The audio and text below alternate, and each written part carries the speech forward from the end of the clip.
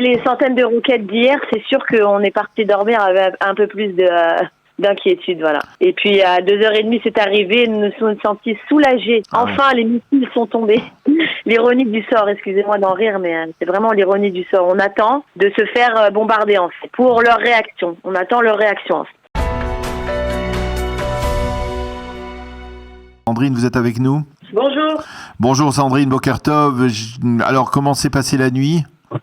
On a passé une très bonne nuit, grâce à Dieu. Voilà, c'est ça. On a appris qu'il n'y avait pas eu la moindre roquette, pas la moindre alerte rouge. D'une certaine manière, ça a rassuré. Est-ce que pendant une nuit comme ça, après la journée d'hier, on va revenir sur la journée d'hier, mais est-ce qu'on peut dormir, on peut fermer l'œil? Moi, oui. Peut-être que d'autres, non. Mais, après les centaines de roquettes d'hier, c'est sûr qu'on est parti dormir avec un peu plus d'inquiétude, voilà. Alors, la journée d'hier, elle a été particulièrement éprouvante?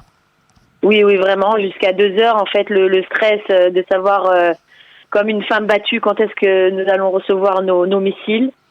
Et puis, à 2h30, c'est arrivé, nous nous sommes sentis soulagés. Enfin, les missiles sont tombés. L'ironie du sort, excusez-moi d'en rire, mais c'est vraiment l'ironie du sort. On attend de se faire bombarder, en fait, pour leur réaction. On attend leur réaction, en fait. Voilà.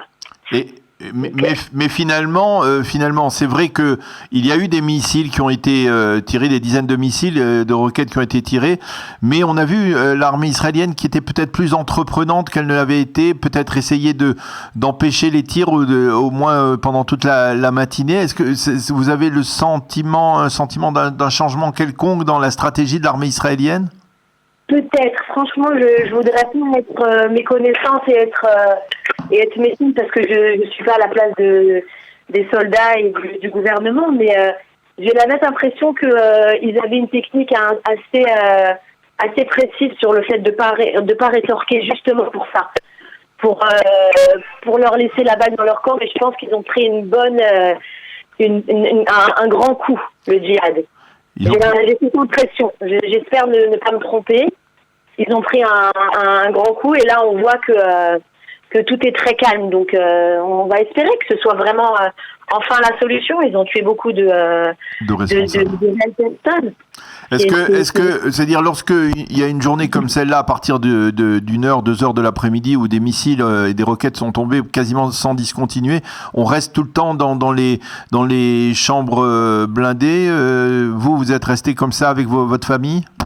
On a reçu l'ordre de rester dans les champs parce qu'après comme ils en envoient beaucoup d'un coup, donc c'est très dangereux.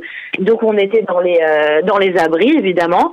Et puis après dans la soirée ça s'est recalmé et ça a ressurgi et là c'est très calme. Voilà. Alors les enfants ne vont pas à l'école aujourd'hui aussi, demain aussi. Les directives de la défense passive sont des directives d'urgence, bien entendu. Bon là ils sont prévoyants, ça fait plaisir à voir, pas comme la semaine dernière où à 6h15 du matin on a reçu un message de retourner dans la routine directement. Donc au moins c'est clair, c'est net, ils ont bien compris du danger et peut-être que c'était prévu à la limite, c'est ce que je me dis ce matin.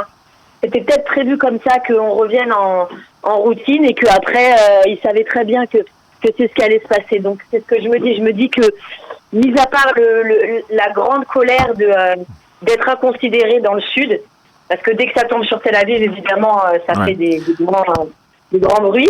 Ça, c'est d'être inconsidéré dans le sud, ça a toujours été. Mais bon, on habite dans la périphérie, c'est comme ça. Il n'y a pas le choix. Bon. Eh bien, Sandrine, merci beaucoup. La ligne est un peu difficile, elle est un peu assurée. Merci beaucoup d'avoir accepté de répondre ce matin à nos questions après cette nuit calme au lendemain d'une journée plus mouvementée. Merci beaucoup d'avoir été avec nous, Sandrine de Sderot. Shabbat Shalom, merci.